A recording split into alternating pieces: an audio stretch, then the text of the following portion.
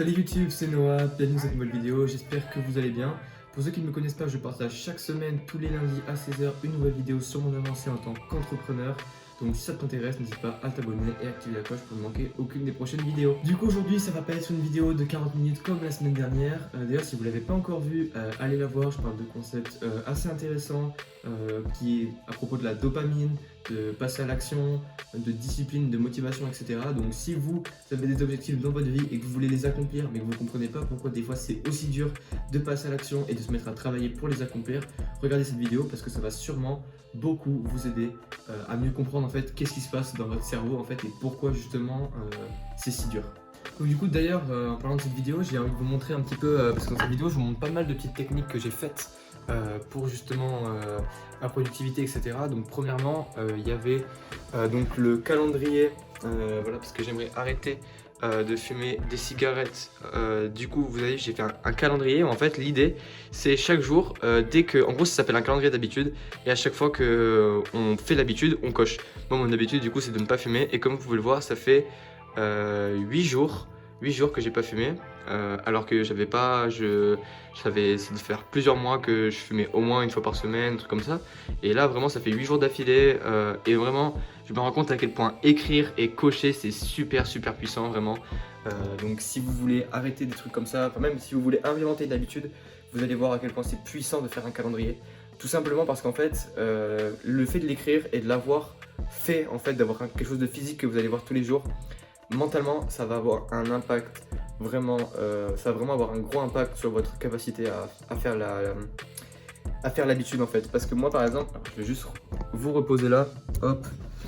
Moi par exemple, l'exemple le plus typique que je vais donner c'est très simple. Je l'ai fait samedi ce calendrier et dimanche je suis allé au skatepark voilà, pour faire du sport, etc. Et au skatepark tout le monde fume. Donc pour moi c'est un endroit on va dire où j'ai plein de tentations pour fumer, surtout que j'ai des potes là-bas, ils viennent, ils vont me proposer une cigarette et sur le moment tu dis ouais ok pour une cigarette avec des potes c'est pas grave. Et sauf que du coup là comme je l'avais dit, du coup j'avais commencé le samedi et j'avais juste coché le samedi. Et le dimanche je me retrouve au skatepark et je suis resté au moins 3-4 heures au skatepark avec des potes qui ont fait que fumer, qui m'ont proposé, etc.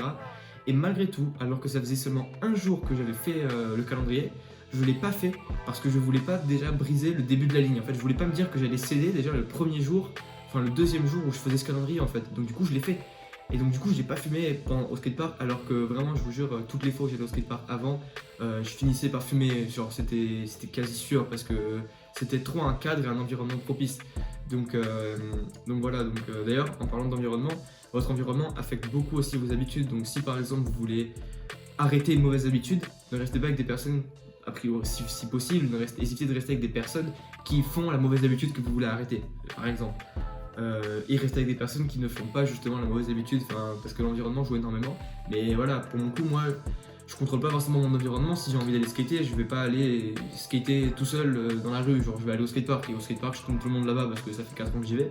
Donc forcément, mais malgré tout, le fait d'avoir fait ce calendrier, ça m'a empêché de faire. Donc voilà, ça c'est vraiment quelque chose de très puissant. Et que c'est pour n'importe quoi en fait, ça marche pour n'importe quoi que vous fassiez. Que vous vouliez construire une nouvelle habitude, que ce soit une habitude de sommeil, de sport, de méditation, de ce que vous voulez. Faites ça, vraiment, ou pour arrêter quelque chose. Faites ça, c'est vraiment trop puissant. Et j'en ai parlé à des potes et ils m'ont dit ouais mais moi je le fais dans ma tête, etc. Non vraiment faites-le écrit, vous vous rendez pas compte à quel point c'est plus puissant de l'avoir sur papier et de l'avoir à un endroit où vous le verrez tous les jours, vraiment. Donc voilà, je voulais vous faire ce petit feedback après une semaine d'avoir mis en place ce calendrier. Donc comme vous pouvez le voir j'ai passé des... D'ailleurs hier soir aussi j'étais avec... parce que là j'ai des potes qui sont en vacances du coup, qui viennent d'arrêter leur... Enfin parce qu'ils sont en vacances de leurs études. Et du coup ils sont venus pour le week-end, du coup je les ai vus parce que ça faisait plusieurs mois que je les avais pas vus. Et du coup on est sorti un petit peu, on s'est pas couché tard mais du coup on est un peu sorti. Et malgré tout, j'ai pas fumé, j'ai rien fait, etc. Et je suis resté clean et du coup je suis grave content justement d'avoir réussi à surmonter la tentation alors qu'avant je sais que j'aurais cédé. Genre avant je sais très bien que j'aurais cédé et du coup vraiment ça marche hyper bien. Aussi pareil, ce que j'avais fait la dernière fois c'était le vision board que vous pouvez voir là. Donc là j'ai mis une photo de moi et de ma mère. Et vous pouvez le voir, voilà, j'ai mis plusieurs les trucs qui m'inspirent, etc. Pareil, je le regarde tous les soirs et avant de m'endormir, vraiment, ça fait vraiment du bien de voir ça en fait, d'avoir une visuel de ce que je vais accomplir et de ce que je vais atteindre comme objectif. Franchement, ça aide Ouais, pareil, c'est vraiment un truc que je conseille si vous voulez avoir une sorte de visualisation de vos futurs objectifs. Une grave bonne idée. Ensuite, sinon, je voulais vous parler d'un concept que j'ai découvert récemment, en fait, la semaine dernière. Parce qu'en fait, la semaine dernière, il m'est arrivé un truc, c'est que j'ai... je voulais essayer de découvrir plus de choses sur la niche des architectes d'intérieur. Je voulais essayer de découvrir leur métier. J'avais parlé avec un mec qui m'avait contacté sur Messenger et tout ça, et qui voulait me... Le mec voulait me vendre un coaching, etc. Bon, évidemment, je suis archi fauché, donc j'ai pas pu me le permettre. Ce que j'aurais bien aimé au final, parce que voilà, moi je crois qu'il faut investir en soi, etc. Et voilà, et moi de toute façon, dès que je gagnerai de l'argent, c'est sûr que ça va partir dans de l'investissement en moi, que ce soit de la formation, du coaching. Mais en tout cas, il voulait me vendre un coaching, mais là pour le coup, j'ai zéro thune quoi. Et du coup, vu que quand même et tout ça, on avait discuté, il m'a donné quelques conseils et il m'avait conseillé d'envoyer un certain mail. Il m'avait dit à 100 prospects idéal en fait, et pour voir les réponses. Et du coup, je l'ai fait, j'ai envoyé ça à des architectes d'intérieur en fait. J'ai eu quelques réponses, j'ai eu des personnes qui m'ont dit qu'ils n'avaient pas le temps, d'autres qui m'ont répondu à mes questions, etc. Et il y a une personne qui m'a répondu et elle m'a, on va dire, totalement clashé, on va dire, en sens où elle m'a répondu en mode. Enfin, ouais, elle m'a vraiment trop mal parlé. Elle m'a dit, ouais, votre approche des entreprises est immature, ou je sais pas quoi. Alors que vraiment, le mail, j'ai la flemme de tout vous lire, etc. Mais voilà, c'était un mail assez long, il fallait avoir le temps d'y répondre. Donc pour le coup, qu'on réponde pas ou quoi, je comprends. Genre vraiment, c'est un mail assez long. Mais en tout cas, voilà, il y avait rien de choquant, quoi. Mais du coup, cette personne m'a répondu. Et après, le truc, c'est qu'elle m'a répondu une fois. Elle m'a répondu une deuxième fois parce qu'elle a fait des recherches sur internet et elle a tombé sur ma chaîne YouTube. Et elle m'a répondu en mode. Parce qu'en fait, je crois que cette personne, elle a cru que je voulais lui vendre un truc, que c'était une tentative de vente déguisée ou je sais pas quoi. Alors que pas du tout. Je voulais juste avoir des questions pour savoir si c'était pertinent, en fait. Enfin, tout simplement pour savoir si les architectes d'intérieur avaient un besoin d'acquisition client. Parce qu'au final, moi, la seule compétence que j'ai actuellement, c'est de faire de la publicité Facebook. Et des tunnels de vente pour apporter des clients à des entreprises. Et donc du coup, je voulais voir si c'était pertinent de contacter des architectes d'intérieur pour ça. Mais bref, en tout cas, la personne m'a répondu, elle m'a dit ouais, du coup, je résume, vous avez 18 ans, vous ne faites pas d'études, vous fumez, vous buvez, vous avez une forte propension à faire la fête. Enfin voilà, elle va commencer à me clasher d'un coup. Et du coup, j'ai trouvé ça assez... Alors déjà, on peut voir à quel point cette personne a genre totalement vu les choses de façon négative parce que si vous suivez mes vidéos, vous savez que je parle justement d'amélioration de soi, de comment s'améliorer au quotidien, etc. Et oui, c'est des choses que j'ai faites avant, j'ai fait la fête avec mes potes, j'avais 17 ans, j'avais 16 ans, enfin... Je sais pas si vous avez une vie sociale et que vous avez des amis et que... Voilà, je pense que 90% des gens ont déjà fait la fête, ont déjà sorti, sauf des gens qui aiment pas ça, mais... Voilà, moi j'aimais ça et j'ai fait avec mes potes et en vrai j'ai aucune honte, vraiment j'ai aucune honte à dire ça. Mais en tout cas, ça m'a fait, genre, sur le coup, genre, d'avoir quelqu'un qui m'a répondu ça et qui a commencé à me dire, ouais, c'est ça votre expertise et tout, qui a commencé à trop mal me parler. Genre, sur le coup, ça m'a pas mal affecté, genre, parce que c'est forcément quand quelqu'un t'attaque comme ça, en plus, comme vous savez sur mes vidéos, je parle de m'améliorer et d'arrêter ces choses-là. Et donc, du coup, ça a touché clairement, on va dire, mes points faibles et sur moi, ce que j'essaie d'améliorer et tout ça. Et donc, du coup, ça m'a pas mal touché émotionnellement. Et du coup, le truc, en fait, Et du coup, forcément, ça crée de la douleur, en fait. Forcément, c'est quand quelqu'un vous critique ou vous dit des choses méchantes, forcément, ça vous blesse. Enfin, après, ça dépend. Vous pouvez avoir une confiance absolue en vous et pas être blessé. D'ailleurs, c'est le top. Mais vu que là, c'est des choses très spécifiques, des choses que j'essaie d'améliorer, des choses avec lesquelles je suis pas à l'aise, on va dire, ça m'a blessé. Et du coup, en fait, le truc mauvais avec ça, parce que quand on fait de la prospection, parce que là, du coup, c'était une forme de prospection, enfin, c'était de l'étude de marché, le problème, c'est que du coup, ça crée une douleur en soi, et du coup, notre cerveau, il va associer la douleur de contacter des entreprises, de prospecter, de faire de l'étude de marché, à justement cette douleur de rejet, de rejection, de clash, etc. Et franchement, la personne, c'était assez violent son mail. Et d'ailleurs, moi, pour me soulager, je lui ai répondu. Et j'ai vraiment fait en sorte de lui répondre dans le calme, de lui répondre de façon... je me suis excusé si son mail l'avait offensé, etc. Enfin, voilà, je voulais pas être dans l'agressivité, justement. Je voulais être dans la positivité, de lui dire, voilà, je m'excuse, si vous l'avez mal pris, c'est de ma faute, je ferai en sorte de mieux tourner les choses.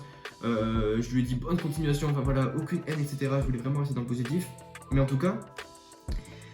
du coup, ça a fait que j'ai voulu regarder une vidéo pour ça. Je voulais regarder, ok, Noah, ton business model, il consiste à faire de la vente.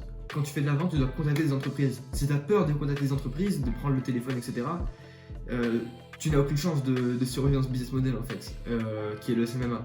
Parce que c'est que de la vente, surtout au début. Quand on n'a pas de personne qui fait la vente pour nous, en fait. C'est toi qui dois le faire toi-même. Et donc, du coup, vraiment, j'ai regardé. Donc, du coup, comme dès que j'ai un problème, ce que je fais, je tapais sur YouTube et je suis tombé sur la chaîne d'un américain qui s'appelle César Rodriguez, sur une vidéo qui s'appelle Comment surmonter la peur. Et il a parlé d'un truc super intéressant. Il dit, dès que vous avez une situation où vous avez peur de passer à l'action, dites-vous dans votre tête, qu'est-ce que je ferais si j'étais 10 fois plus. Alors en anglais ça dit, ce serait, j'arrive pas à avoir la traduction en français. Ouais, ça serait du coup, qu'est-ce que je ferais si j'étais 10 fois plus borné, c'est-à-dire si j'avais 10 fois plus de courage, en gros, c'est ça le truc, c'est qu'est-ce que je ferais si j'étais 10 fois plus courageux. Et souvent, quand on pense à ça, moi, ce que je me suis dit, par exemple, je me suis dit, ok, qu'est-ce que j'aurais fait si j'avais été 10 fois plus courageux à propos de cette personne? Et bien, je me suis dit, ok, j'aurais pris le téléphone, je l'aurais appelé et je l'aurais directement parlé au face-à-face sur le truc. C'est ce que j'aurais fait si j'avais été archi courageux. Et en gros, il dit, l'idée de se poser cette question, c'est qu'en fait, lorsque l'on cherche à faire une action qui nous fait peur, notre cerveau il va penser à 10 000 situations de comment ça pourrait mal tourner. Par exemple, un exemple typique dans la prospection, vous voulez faire des appels froids. Avant de faire l'appel froid, votre cerveau il va vous dire ouais, mais je vais me faire rejeter, la personne va me dire qu'elle a pas le temps, que ça l'intéresse pas, je vais la déranger, je vais déranger quelqu'un, etc. Et toutes ces pensées vont vous créer beaucoup de douleur parce que vous allez vous projeter dans une mauvaise situation et du coup vous allez tout simplement pas réussir à faire l'action. Moi, c'est le gros problème que j'ai avec les appels froids par exemple. Et du coup, l'idée de se stopper et de se dire ok, j'ai ces pensées maintenant, qu'est-ce que je ferais si 10 fois plus têtu? Le fait de se poser une question et de trouver la réponse, ça va déjà stopper ce flux de pensées qui est négatif en fait. Et après, l'idée c'est que maintenant que vous l'avez eu, maintenant que vous avez posé la question, genre ça a mis dans votre état d'esprit une nouvelle opportunité, une nouvelle façon de voir les choses. Ok, qu'est-ce que je ferais si j'étais 10 fois plus têtu, 10 fois plus borné et que je m'en fichais totalement en fait de la vie des autres? Et ben je prendrai le téléphone, j'appellerai et voilà, si la personne a du temps et qu'au final j'arrive à avoir le meeting, tant mieux. Et au final, si elle dit non, ça m'a pris 1 minute et c'est pas grave. Et le fait de dire ça, et ben ça va vous donner le courage de faire l'action.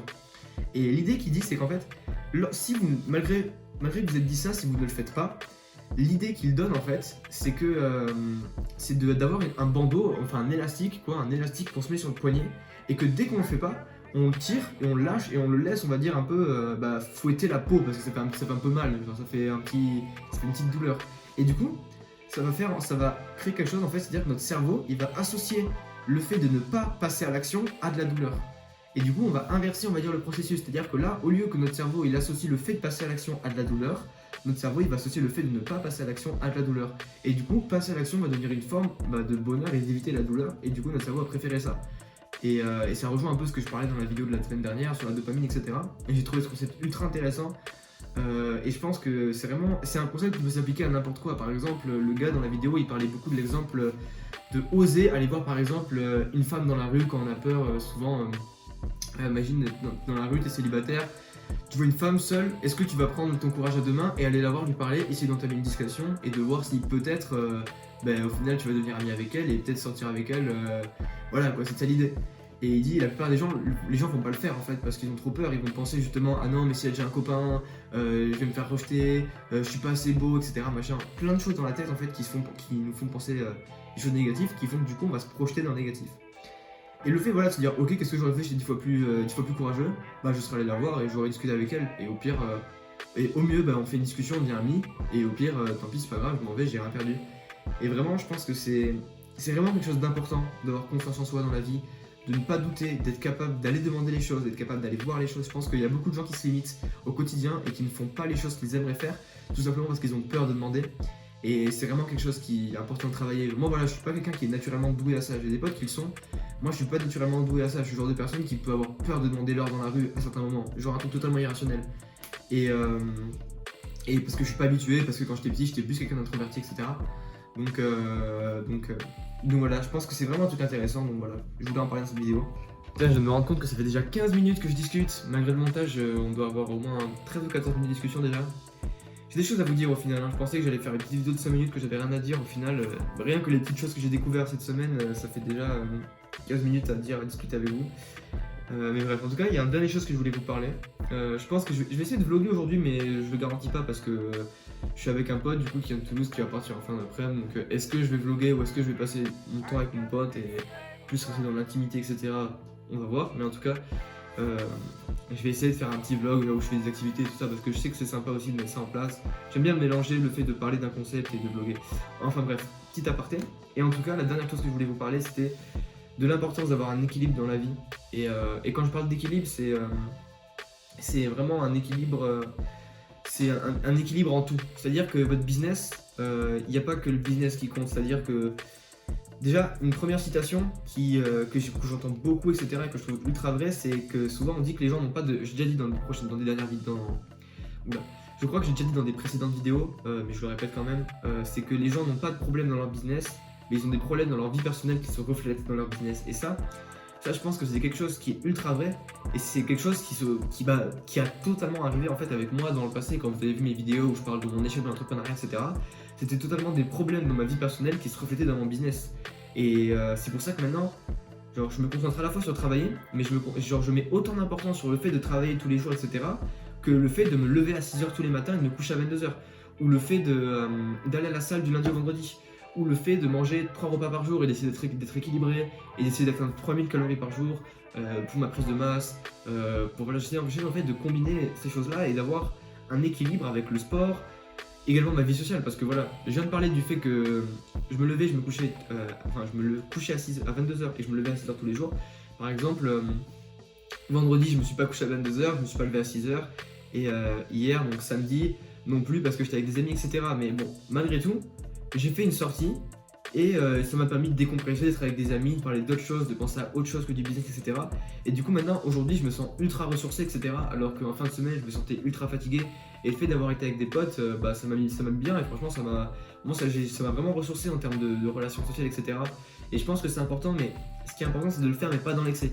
Par exemple, voilà, je suis sorti avec mes potes, etc. Mais j'ai pas fumé, j'ai pas bu, j'ai rien fait, genre j'étais tranquille, tu vois, j'ai juste profité du moment avec mes potes, et je me suis pas non plus détourné, parce que vraiment le fait de fumer ou de boire, ça, en termes de santé, ça détruit tout, vraiment, ça a un impact vraiment négatif sur vous. Donc c'est pour ça que je le fais pas, parce que je tiens à avoir une hygiène de vie vraiment bonne, et c'est pour ça aussi que du lundi au vendredi, vraiment les 6h 22h, je les tiens quoi qu'il arrive, et c'est vraiment sacré, c'est un rituel que j'ai depuis 2 semaines, ou 3 semaines maintenant je crois déjà, et en tout cas voilà, mais c'est quand même important d'avoir un équilibre dans la vie. C'est-à-dire que si vous êtes intéressé à l'entrepreneuriat, vous allez souvent voir des gens qui vont parler ouais, il faut hustle, vous dormirez quand vous serez mort, vous dormez 2 heures par jour, etc. Et c'est des conneries. Et d'ailleurs, Raphaël Jonah le disait très bien dans son dernier podcast, même dans ses dernières vidéos, il en parlait, et il disait voilà, je reprends ses mots, hein, il disait ouais, si une fois par mois vous voulez vous faire une chicha avec vos potes ou aller en boîte, il n'y a aucun problème. C'est bien aussi de se détendre, de se reposer, de faire ça, etc. Et ça, vous allez revenir plus fort. Il n'y a pas de, c'est pas grave. C'est-à-dire qu'il faut pas être dans l'excès en fait. Faut pas être dans l'excès dans les sorties, etc. Parce que comme je l'ai dit dans ma précédente vidéo, il y a l'aspect dopamine, etc. Si vous nourrissez trop de dopamine, le travail va devenir trop fade et vous allez plus avoir envie de travailler. Mais en tout cas, du coup, c'est quand même important d'avoir un équilibre. Et c'est pour ça que voilà, si vous êtes entrepreneur, ne négligez pas votre santé, ne négligez pas votre alimentation, le sport. Toutes ces choses, c'est aussi important que votre business. Et d'ailleurs, les personnes qui réussissent le plus au monde, si vous regardez leur mode de vie, c'est-à-dire qu'ils ont des horaires, ils dorment tous les jours bien. Souvent, ils vont pratiquer de la gratitude, ils vont faire de la méditation. Ça va être des personnes très positives, etc. Et quand je dis ça, c'est pas n'importe qui. Par exemple, j'ai regardé il y a pas longtemps une interview de Tony Robbins et de Gary Vaynerchuk. Et quand on les voit, c'est incroyable. Ils vont vous dire que la chose la plus importante, c'est la gratitude. Ils vont pas vous donner des hacks marketing, des hacks de business, etc. Ils vont vous dire ouais, la gratitude, la positivité, c'est ultra important, etc. Et je crois ultra en ça. Et c'est pour ça que c'est ce que je travaille absolument. Parce que je pense que l'entrepreneuriat, c'est une question de s'améliorer tous les jours. C'est-à-dire que au-delà du business en lui-même, c'est de s'améliorer tous les jours. Que je réussisse dans le CMMA ou pas, c'est pas grave en fait. Parce que ça se trouve, le CMMA, dans 6 mois, j'aurais toujours pas réussi. Qu'importe, je sais pas. Ou j'aurais réussi, tant mieux pour moi. Mais j'aurais tellement appris, j'aurais tellement amélioré mon lifestyle, etc. J'aurais eu tellement d'expérience que quand je vais construire un autre business, je serai encore plus solide que quand j'ai commencé le CMMA pour construire ce business. Et du coup, je vais pouvoir faire autre chose. Et c'est pour ça que souvent les gens qui construisent un business, même s'il échoue, ils vont en construire un autre, et ils vont en reconstruire un autre, jusqu'au jour où ça va marcher. C'est qu'une question de persévérance. Par exemple, Gary Vaynerchuk, il parle beaucoup de patience. Lui, si vous regardez, après lui, il parle beaucoup de hustle, etc., de travailler dur, d'être patient, travailler 10 ans, toute la journée, etc. Ce qui est cohérent, mais encore une fois, il faut avoir un équilibre. C'est-à-dire que on veut pas être la personne la plus riche du cimetière, on veut pas être la personne... Voilà, moi je veux pas devenir entrepreneur pour sacrifier justement ma liberté en fait. Je veux devenir entrepreneur pour devenir libre. Donc je veux devenir entrepreneur pour m'améliorer au quotidien, devenir une meilleure personne, gagner de l'argent et être indépendant financièrement et géographiquement, etc. Toutes ces choses-là. Mais je veux quand même pouvoir faire des choses qui me plaisent. Pouvoir continuer à faire du sport, pouvoir continuer à aller skater avec mes potes, pouvoir continuer à aller faire des saltos, du trampoline, ce que vous voulez en fait, toutes les choses qui vous passionnent, tout en restant fier de moi et en améliorant au quotidien. En tout cas, si la vidéo vous a plu, n'hésitez pas à vous abonner et activer la cloche pour ne pas manquer aucune des prochaines vidéos. N'hésitez pas à liker la vidéo, ça me fait ultra plaisir, ou à la disliker pour me montrer que vous n'aimez pas. Et si vous la dislikez, s'il vous plaît, mettez un commentaire pour me dire qu'est-ce qui vous a déplu. Parce que voilà, moi c'est important pour moi de m'améliorer, comme je l'ai dit pendant toute la vidéo, l'important pour moi c'est de m'améliorer au quotidien, tous les jours. Donc voilà, sur mes vidéos, s'il y a quelque chose qui vous a pas plu, si vous aimez pas, s'il y a un problème ou quoi que ce soit, dites-le moi, laissez-moi un commentaire. Vraiment, moi, c'est ce qui m'importe le plus. Donc voilà, s'il vous plaît, faites ça. Et encore une fois, voilà, laissez-moi un commentaire, likez, abonnez-vous. J'ai déjà dit, mais je le répète, comme ça c'est fait. Et je vous souhaite une bonne semaine à vous. Travaillez sur vos rêves et on se dit à la prochaine. Allez, ciao.